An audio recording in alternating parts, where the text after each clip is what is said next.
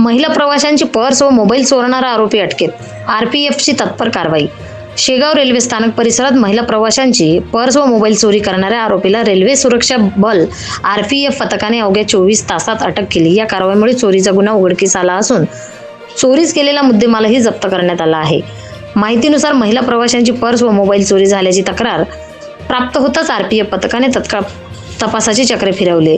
Railway स्थानक परिसरातील CCTV फुटेजची बारकाईने पाहणी करण्यात आली. तसेच गुप्त माहितीच्या आधारे संशयिताचा शोध घेण्यात आला.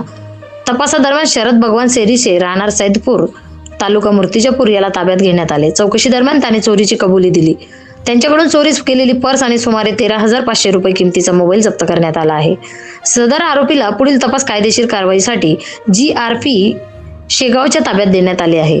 आरपीएफच्या तत्पर तपासामुळे चोरीचा गुन्हा अल्पावधीत उघडकीस आला असून प्रवाशांकडून या कारवाईचे कौतुक करण्यात येत आहे. इस्माईल शेख, संपादक, महाराष्ट्र न्यूज 1, बुलढाणा.